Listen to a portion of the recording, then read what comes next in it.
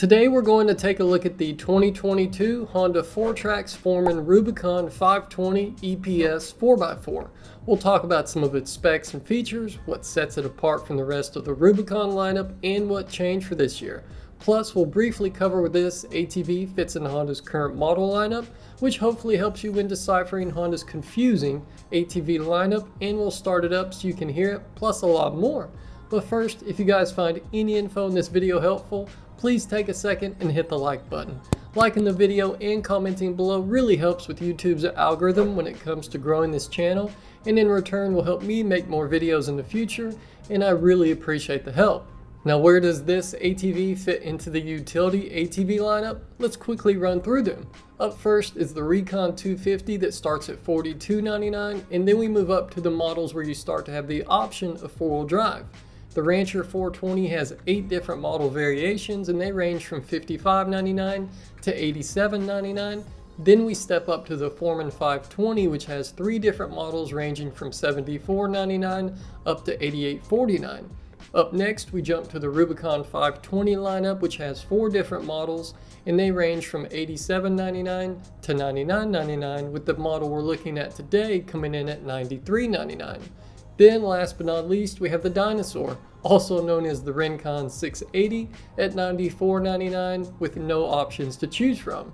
And if you're confused by all of the different Rancher models or the differences between the Foreman and Rubicon models, as they're more different these days than they are alike, I recently made videos breaking down the differences and explaining their model lineups that I'll link below and in the top right corner as well. I want to take a quick second and say thank you to Southern Honda Powersports for opening their doors to me and allowing me to come pick through their inventory for these videos. They are a massive Honda Powersports dealer here in Chattanooga, Tennessee, with tons of inventory from new Hondas to used Harleys and everything in between that they sell to people from all over the USA. So check out the link in the description below and head over to their website to see if they can save you some money on your next toy. And now that we've got that out of the way, let's jump into a little more info on this particular model. But first, I want to quickly cover that this unit isn't 100% stock. The only thing that's been changed on this unit are the wheels and tires though. The stock and very bland 12-inch wheels were swapped out for these 14-inch MSA M33 clutch wheels. Those wheels are wrapped with 27x10x14 EFX Moto MTC tires. Normally, the Rubicon has 25-inch Maxxis MU25 tires, whereas the Foreman has Maxxis M975 tires with matching wheel sizes, but their offsets are different due to all Foremans having a straight axle in the rear and all Rubicons having independent rear suspension. Now, this unit's model ID is TRX520FM6. And if you'd like to learn more about what all of those letters and numbers mean, check out my 2022 Foreman vs. Rubicon Explain video where I break it all down. In short, the TRX means ATV while the 520 is its engine size, and the F means four-wheel drive while the M means it has the manual shift transmission, and the 6 means it has IRS with EPS. Its MSRP starts at $88.99, but only for the red color option. If you opt for this Phantom Camo finish or the new matte forged bronze paint option, it bumps you up $500 to $93.99, and those are your only color options to choose from on the 520 FM6. That also leads us up to one of the changes for this year, its price. It went up $100 from last year. Plus, Honda also decided to throw a matte black headlight shroud on there instead of the matching camo setup it normally has. The other changes come in the way of its racks. Honda decided to ditch the little bars on the front and rear racks. Now, I'm not 100% sure why they decided to do that. The only thing I can think of is they may want to expand their Pro Connect system, and those bars were getting in the way, but that's just a wild guess as they haven't been a problem so far. Now let's get into the engine and drivetrain. It has a 518cc liquid-cooled and fuel-injected single-cylinder engine that's mounted longitudinally to reduce powertrain friction while helping put the power to the ground. Now, you won't win many drag races with its 30 horsepower, but that's not what it was designed for at the end of the day. However, I'm 100% on board with Honda throwing some love at these in the performance department to really help close the gap between these and the competition. Also, I'm curious. If you've been on the fence about buying a Honda but haven't because of their horsepower ratings, let me know what numbers it would take for you to hop on board, and let's talk about it down in the comments section. Now when it comes to the transmission, this model has the semi-automatic manual, also known as a foot shift transmission. It's super easy to use. All the way down is neutral and then up through your 5 gears with no clutch to worry about using, so there's no stall in the engine. Just let off the throttle each time you want to click up and down with your left foot to change gears, unless you're in the mood to power shift and tear some stuff up. Oh, that's great.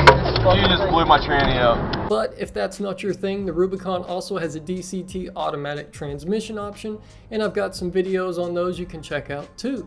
The Rubicon has direct front and rear drive shafts with Honda's Trax Lock 4-wheel drive system and a locking front differential that's shared with the Foreman, whereas the Rincon and Rancher models have a torque sensing front diff.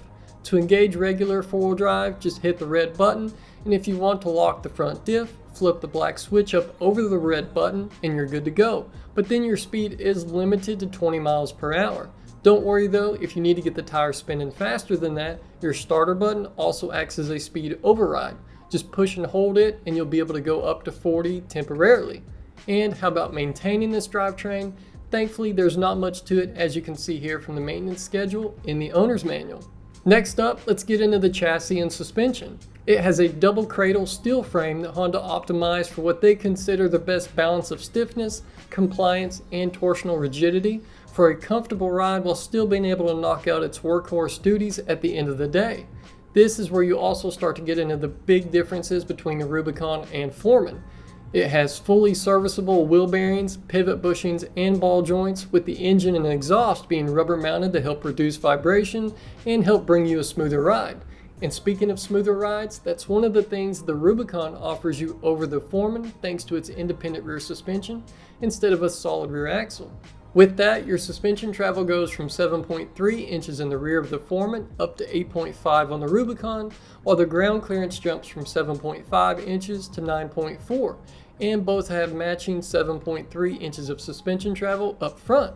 Plus, all 4 corners have preload adjustability as well. You also get to ditch the 160mm mechanical drum brake on the Foreman in favor of a 170mm hydraulic disc brake, while they both share the same 190mm disc brakes up front. Now, how much weight can this chassis hold? On the front racks, you're looking at 99 pounds compared to 88 on the Foreman, and in the rear, it'll hold 187 pounds against the Foreman at 176. And when it comes to towing capacity, you're looking at 1,322 pounds, which is a nice bump over the Foreman at 848. Now, I don't want to bore you guys with all of the chassis measurement differences between them, but keep in mind, even though they are the same width at 47.4 inches, the Rubicon is 1.7 inches longer with a 1 inch longer wheelbase that bumps its turning radius from 10.5 feet on the Foreman up to 11.5. Now let's bounce around the unit and touch on a few different things. As is the case with all of Honda's models, you have a pretty basic LCD gauge display, but it does pack a lot of useful info without making things confusing. You have your usual dummy lights that warn you when something is wrong, and then you have your speedometer, odometer, trip meter, hour meter, a gear position indicator, and more.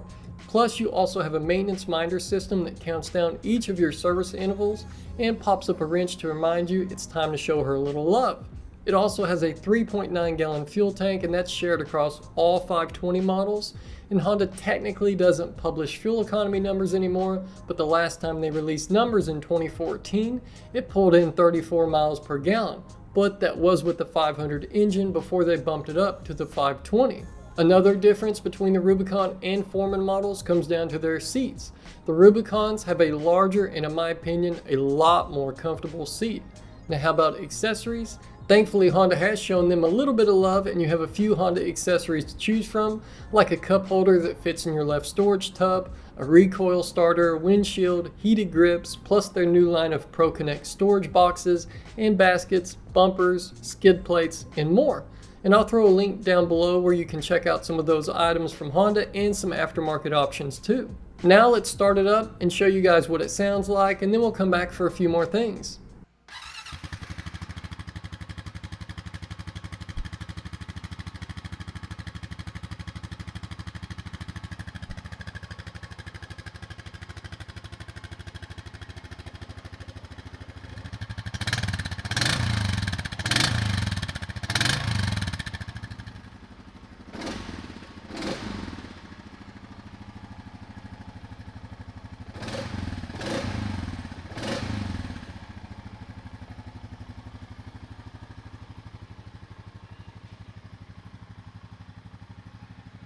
And that's the 2022 Honda Rubicon EPS.